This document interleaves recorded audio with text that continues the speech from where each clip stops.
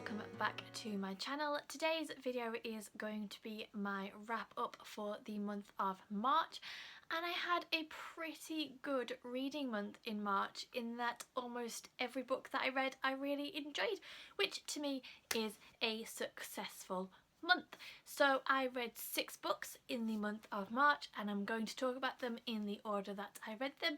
So let's just jump straight in. The first book that I read in March was Empire of Storms by Sarah J Maas. This is the 5th book in the Throne of Glass series, so it's just a continuation of the Throne of Glass story.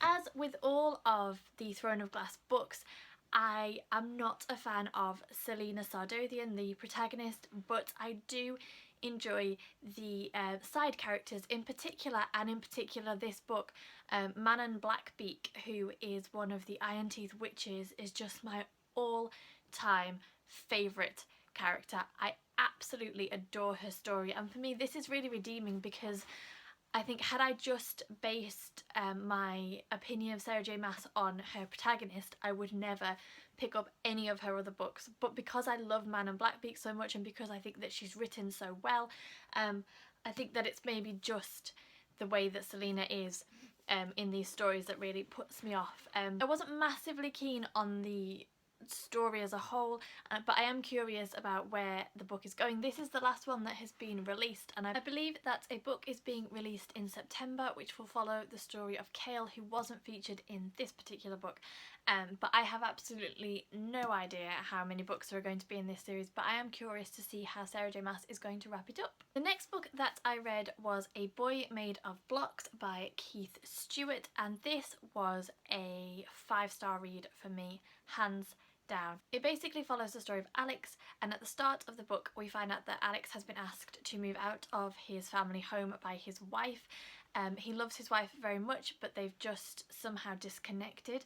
Alex and his wife Jodie also have an 8-year-old boy called Sam who has autism, and again Alex loves Sam very much, but he just doesn't understand him, and he has found himself becoming disheartened and frustrated and having to deal with the idea that his son isn't going to experience life in the way that he always imagined that his kids would.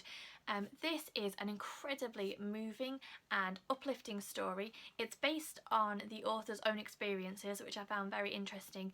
The writing style was just so fluid and easy to read, and the characters were really accurately written in quite an amusing way. So the way that they spoke to each other, the way that they had their relationships and interacted with each other was just really realistic, which I appreciated. And it was just one of those books which would have you laughing out loud one minute and then getting a bit misty-eyed and crying the next, but I just really enjoyed it. It was a very quick read, it was very moving and very heartwarming, and I gave it 5 stars. Next I picked up Molokai by Alan Brennett, and this was supposed to be a buddy read with some of my favourite booktube ladies, who are Katie from Life Between Words, Julie from A Girl and a Book, Molly from Molly Reads, and Jordan from J Bookish, but actually I think only myself and Katie finished it. I think the others just didn't quite get on with it. So basically this is the story of Molokai, a leper colony or leper island off the coast of Hawaii, and it's based on true events, and we follow the story of a young girl called Rachel who is sent to Molokai when she is just 7 years old, and we follow her story right the way through her life up until the point where Molokai is no longer needed to be a leper colony because they've realised that that isn't the way that leprosy is transferred. This was really similar in tone to Victoria Hislop's The Island, which I read a few years ago, and that is set off the coast of Greece, I think. And it was just very similar. I really enjoyed this book from a historical fiction point of view. I thought that Alan Brennett had clearly done his research well. It was a time in history that I've not come across before, and I loved the exotic setting of it. I don't think that I've ever read a book set in Hawaii before. The only downside for me was that I didn't really connect with Rachel as a character, and it was interesting to read the back and discover that Alan Brennett is actually a screenwriter, because to me this read like a screenplay. The description was so vivid and it was so easy to imagine myself kind of in these exotic surroundings, and yet there was just a little bit it was just a little bit lacking in depth when it came to the characters, despite the fact that you're following Rachel's story from 7 years old right the way through her entire life. There was just a little bit of a disconnect for me, which I thought was a shame. And there were other characters that I really loved and appreciated and could connect with, such as Rachel's father Henry, but I just didn't connect in the same way with Rachel, which did let this down a little bit for me. But again, it was really interesting. I loved the fact that he blended in all kinds of historical facts, so you could really imagine the period in time that this took place. And yeah, I'm really glad I read it actually.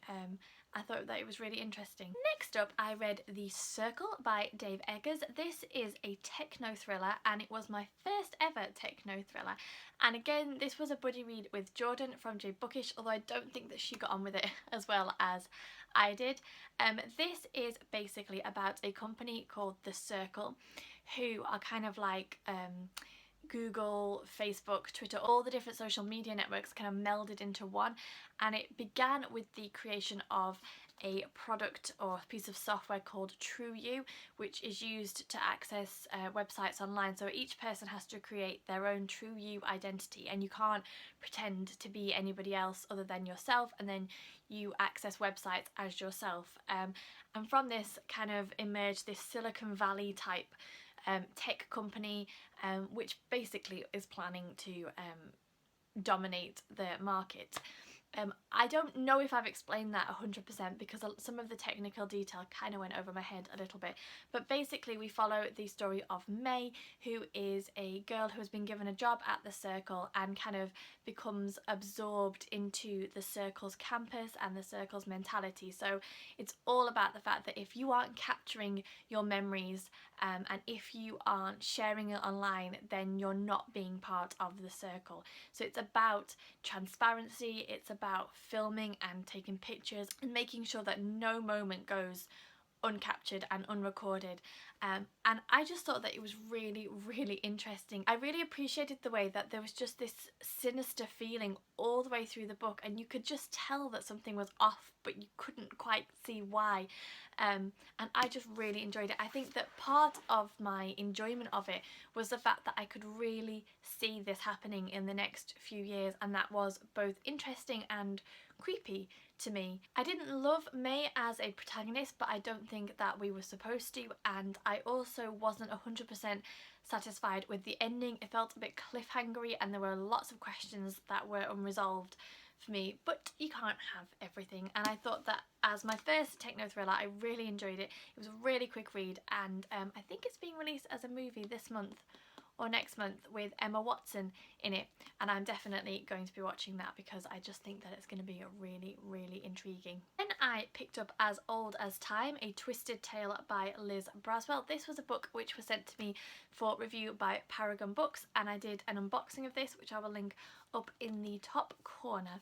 This is basically part of a series of books called A Twisted Tale, and they are classic Disney stories which have a twist or some element of the story which is alternative to the original. So for this particular one, the caption line is, "What if Belle's mother cursed the beast?" And so it kind of becomes about the backstory of who the enchantress was who cursed the beast and the castle and everybody within it. I really enjoyed this book. It stuck quite closely to the Disney movie, and it did have a few problems. There were a few plot holes which I felt like Liz Braswell could have addressed without diverting too much from the classic Beauty and the Beast tale, such as the fact that everyone who was cursed within the castle, when the curse is lifted, they haven't aged at all, and yet the beast has been continually aging, and just some of the other things I can't really say without it being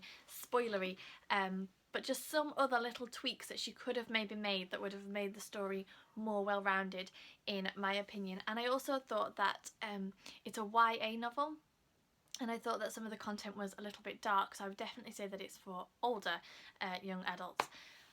But apart from that, I appreciated the twist. I enjoyed the idea of the enchantress being Belle's mother, and I enjoyed the fact that we get kind of two perspectives. We get the perspective of Belle in the present day and we also get the story of Maurice, who is Belle's father, and the Enchantress when they met, and then as Belle was a baby, and kind of what happened in the lead up to the curse being placed on the castle.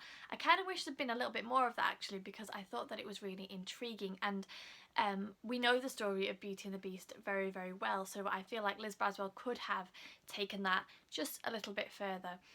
Another thing that I really appreciated was that we get a few chapters which are from the perspective of the Beast, and I thought that that was interesting, that we kind of got to see him as he battled between holding on to who he was as the prince and becoming and giving himself over to become 100% Beast. This is not a long read, it's a really quick read, it's a really easy read, and I think if you are a fan of the Disney movie, then you will enjoy this, then I think you will enjoy this alternative version. And then the final book that I read this month was the Mother Booker online book club pick for March, and that was The Secret Garden by Frances Hodgson Burnett. This is a classic children's story. I have not read this since I was about 8 years old, and I really loved going back into this story. I've seen the movie quite a few times, but just there's something about reading the original book, isn't there? This is about a young girl who lives in India with her family, and then through a series of unfortunate events has to go and live with an uncle that she's never met on an estate in England, and the uncle wants nothing to do with her, and she's just kind of left to her own devices, and she arrives and she's very spoiled and she's very bossy, and she has to sort of learn about friendship and courage and grief and just all kinds of wonderful coming of age type themes. One of the things that I really loved about this book was the understated and gentle writing style.